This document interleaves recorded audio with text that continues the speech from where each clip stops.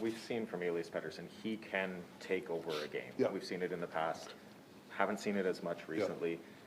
Yeah. Is part of the line juggling, the changing things up for him, is that trying to get him back to that level where he is able to take over games? Well, it's communication. Like with Petey, like I want to put him in the most comfortable positions where he can do his thing. But he also said to me, he was talking, I'm not moving my, like he'll tell me, listen, I got to get my game going, I got to move my feet. It's not like he doesn't know. Like, I know, and I said it, like he was really good, like his practice was really good today. I saw his moving his feet, scored a couple goals on toe. That's the sort of stuff that he just got to get those in his head, that if I move my feet, give me the puck mentality, you know, even defensively, you know, make sure I'm on the right side of the piles. That's when he's at his best. So, you know, he's got to chip away at his game. Like he had a good practice. That's all he should think about today. Go into Buffalo, go have some fun. You know, you get a couple of fun line mates and just go do your thing. I think that's when he's at his best, when he has his mind clear. Changes to the lines today. What are you looking to try and generate? Yeah, just get some energy from certain guys. I think, I mean, you can't just go by practice, but there was really good practice today. So hopefully it energized some people. Putting Connor with Petey, what do you hope he can bring to that line? Yeah, maybe they can find, you know, with Hoggy, like a really good forecheck line, hold on to pucks. You know, some creativity there. Yeah, I'm anxious to see how they do tomorrow. I think they're going to be good. They had a really good practice today. Rick, why do things go stale on lines? Is it because other teams figured them out, or why do they go stale sometimes? Yeah, I think it's sometimes complacency. You know, sometimes somebody's looking for the other guy to maybe do something where you should do it. I mean, there's a combination of things, but I think every once in a while, it's a long season. It adds juice when you put different people together. And urgency, too. It creates urgency for the players know, hey, man, they're switching lines. I better get my game together. So there's a lot of different factors. You've missed Dakota for a lot of reasons. How much has the trickle-down effect of not having that line and having to blend things impacted the way things have gone for you guys? Yeah, I mean, yeah, of course. I mean, Dakota's a big part of our team. But that's where you're looking for people to step up. You know, you're getting a couple extra minutes in different roles, you know, embrace it. So, yeah, I mean, we're not having Dakota here for a little bit more, but that means there's opportunity for other guys. I'm a big opportunity guy, so, like, seize the moment. At this point in the season, are you guys digging deep as a coaching staff to try to get more creative, maybe try some different tactics at this point to get them playing the way that you want? Yeah, you got to be careful. You can't go to the bag too much, but I think it's important that, I mean, I looked at the stands today. We're in first place. Like, there's a lot of positives here, but we also have to understand where our game's at, and we got to rectify it. So it's my job is to help the players out understanding or give them some different ideas to get their, you know, level of interest up. But it's also them. They're, you know, like I said, I know I've said it 3 times. There was a great practice day. They know how we felt after the game. And they know the urgency. You don't even have to tell them. Like today, there's no talk of urgency. They know that, you know, if we do the right things, you get good results. How do you make sure that the urgency stays? Because you guys have come firing out of a cannon. You've opened the scoring in the first 2 minutes of each of the games here on the homestand. So the starts haven't been the issue for you. No, the starts haven't. It's been a lull in halfway through the game.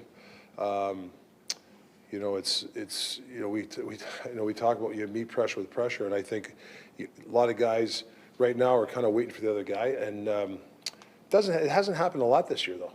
So let's fall back on the good stuff. You know, we can preach the negative. Yeah, we're pissed and this and that, but at the end of the day, the large sample size is we've done it. Yeah, the heat's a little hotter now. We get it, but it's the same game. It's the same thing. You just got to, you know, everybody's got to up their game a little bit. You know, just another level. Philosophical question for you about timeouts. When you feel momentum is shifting and stuff in game, are you a guy that saves your timeout till the end of the game, or do you think there were opportunities to just try to either send a message to your group or settle things down as that momentum is kind of getting away? Yeah, it's a good question. I've always struggled with when to do it. When it's a feel thing. I think when coaches are doing their job, you don't need a timeout to have instruction. Even when there's a commercial break, or even during there's a whistle. You know, a coach can talk to a group of players. But yeah, there's some times this year should have used it halfway through the game. That's on me. But a lot of times I think it's overrated. Going back to those kind of mid-game lulls, how much of that comes from facing these teams that are really playing with a sense of desperation? Oh, yeah, for sure. But to me, it's as an individual, like, what's your identity? You know, who are you for the team? And then when pressure hits us or things aren't going away, can you get your identity back as an individual? Yeah, the team, it's a team game, don't get me wrong, but if you're the next guy going up and the team's all over us and, you know, we're kind of scrambling, can you be a guy with a forechecker where you do a good job of puck placement, get on their defense, win a battle, and keep that puck in the corner for a little bit? That stops momentum. Or do you know, I think the next guy goes out and then he'll kind of fly by a guy and then the other guy flies and all of a sudden they're coming back a million miles an hour at us. Can somebody stop the momentum or a group of players stop the momentum? That's what you're looking for when you face pressure. Is that what you're talking about when you've been preaching about that mentality this time of year? Yeah, I think less is more sometimes, you know. I mean, I don't want to dump the puck in all the time, but if a team's all over you and you got your buddy with you, maybe you just want to chip in his corner just to allow, maybe he gets a hit or he grabs a puck to hold, you know, to stop momentum instead of another high-risk play. All you're doing is putting gasoline on a fire. You know, we need some, you know, you want to put water on the fire, right? So just calm the situation down. So, and like I said, I got to give you guys credit. For most of the year, we've done a nice job. That we've bounced back from adversity. You said on Saturday that you've got to break the seal. That Yeah. There's always more in the tank. Sure. But for guys who haven't been there, haven't had to level up for the playoffs because they haven't been in the playoffs, how is it hard to convince them? Is it hard to get them to believe that they have more in themselves than what they've already given you for 60, whatever it is, 7 games? Yeah, I don't think it's hard to convince them. I think they just have to experience it. You know, like going into adversity, type of game where you know you have to have a good effort. Like tomorrow, you know, we need a good effort from the guys. So that's a break the seal moment for me tomorrow. You know, you look at these moments where, yeah, there's some guys, they want to play better. So what are you willing to do? And there is more. You know, there's 3 or more strides to get back in your end, even though you're dead tired. So that's when I talk about breaking the seal or, you know, blocking a shot. You know, there's sometimes in a game where, yeah, listen, nobody was going to dive in front of the pucks all the time, but there's going to be some moments where you need that guy to block that shot. It doesn't matter what number or your name on the jersey is. That critical moment, that's breaking a seal moment. Like there's a bunch of them. I don't want to bore you guys, but I think that's something that we're trying to get at. You're never boring. No, not just, but you know what I'm saying. Yeah, you have, this has been a bit of a recurring theme for you when talking to us the last week or two about leveling up and being at another level, like not waiting until April. So in your experience, you've been to many playoffs as a player. Why is it so important that you're at that level? Why can't you go to the last week and then Ramp. ramp up? Well, because I'm a rep guy, whether it's physically or mentally, you just don't turn things on. Like it's, we're playing the playoffs in 3 days. I'm going to start the back check, or I'm going to start to shoot the puck better now. It starts now in practice.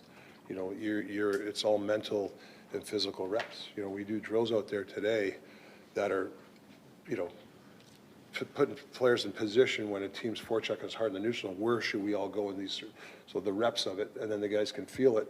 And then when the pressure does hit, you know, we've done this. I've done this a million times in my head and in practice. So now I can accept the pressure when it comes to me. When you have a group that many of them haven't experienced the playoffs, how valuable is it that your coaching staff has just a wealth of playoff experience? Yeah, and we got to be calm too. Like you're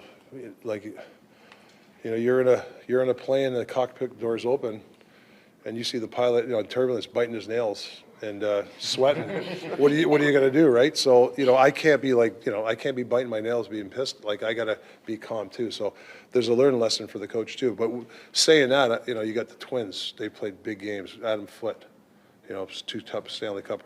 Gaunch when he's here, Stanley Cup guy. Mike Yo's coached 25 years in the league. You know, I've been around the block. So I think use our calmness too. Like you can't all, you know, sure, there's going to be some times they're going to get a kick in the butt, but you also got to give them some calmness too, where we're not panicking too. Rick, you panicking. pointed out the fact the other night post-game, the number of block shots, but also the number of missed Yeah. shots. Was that just a one-off? Like, has that been an issue for your? A little bit of an issue. We had a 2-on-1 drill with 5 guys missing net in a row, like 5-20, like that comes down to like, you got to bear down, you know, that's, and you know, Clarkey talks about shot velocity. You know, you're in a bad angle. It's probably not the right time to rip a puck at the goalie. Maybe it's put it on the goalie where there might be a rebound for your buddy. I think these are the little things that we got to learn, that, hey, you're looking for the next play. It doesn't always have to be a rip, high and wide. Sometimes in the little pads, the rebound to the guy on the weak side is the good play. So those are learning things. I still think it's bearing down on shots. I mean, that's the reps. You should be shooting pucks after every day, and you don't leave the ice if you got to hit 20 in a row, with an empty net before you get off the ice. That's the sort of toughness that you got to do. In recent games, you've talked a lot about players needing to move their feet. Yeah. Is moving feet a symptom of something else, or is it something that you specifically can address? Just moving. Yeah, that's a good question. Because some guys, sometimes don't move their feet because, and I hate to say it, not the pressure, the intensity, and all of a sudden, what do? You kind of freeze a little bit instead of knowing the puck is coming to me. Okay, when I get it, what am I looking for? Well, the defense is in front of me. I probably want to hold it, get away from it. Oh, the defense is to right of me. I'm going to take it to the net. I think you got to make that play 2 seconds, it's like chess, 2 seconds before. But it's also in practice, moving your feet. It's a you look at like Pod Colson. Last year, he'd catch it, he'd freeze. Now, if you watch him, he's starting to catch the puck and he's moving. So that comes with experience and mental reps, or physical reps too. Rick, you've had a lot of players come up from Abbotsford and they fit into your lineup seamlessly. Is that the benefit of teaching the same things there that you're doing here so they don't have to think about it when they get here? Yeah, it's a connection with the coaches down there, the philosophy we all have here. Though, the guy like Jeremy Colton, we have the same views. He's a good coach. I don't want him to do exactly what I say because I think he's got to be creative, do his own things. But for the most part, we think the same way. So he's preaching the same thing. So it makes it easier when they get called up. But one of the things I notice is when guys come up like Hoglander, when he came back, he was much stronger on the puck, worked harder in the corners on the walls. Is that something that's a philosophy throughout the organization? Oh, 1,000,000%. That's why Hoggy went down. Learning the play without the puck. He's getting better, but he started last year. I mean, there was a lot of warts on that last year that Jeremy had to go through with him than us at the beginning of the year. But he's started to get his game together, and now he's starting to understand the system. So that's the product of the conveyor belt, right? Draft picks to the minor leagues to us. Mike Komisarek and Samuelson, our development guys, are teaching the same things we're asking. How do we handle wall battles? So then when they get up here, they understand how to play, how we want them to play. You talk It's about the work. interesting because when guys go down, maybe they're a little bit disappointed, but Hoglander said he really needed it and he understood that he needed it. Yeah, you look at Hoglander, I know Podsy was a little upset, but he took it, and look at him. Look at a guy like Baines. He came over. A lot of people love this guy. Even though he got sent down, he really was not so much appreciated, but he enjoyed the time. That he knows what he's got to do when he gets back up. Like, I assume next time he gets a 2-on-1, he'll probably shoot it, right? He's had a couple there. And I think he was trying to, and that happens. And I don't think he'll defer as much next time he's up. So there's a learning lesson.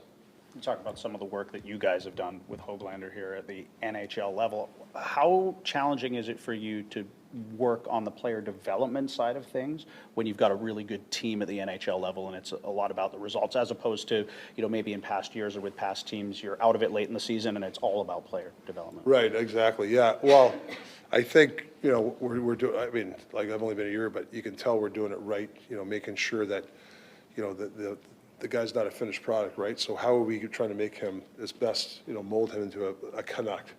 And it starts from, like I said, our development program's really good. The guys that Jim and Patrick hired, I think they were here before, but there's a couple other guys.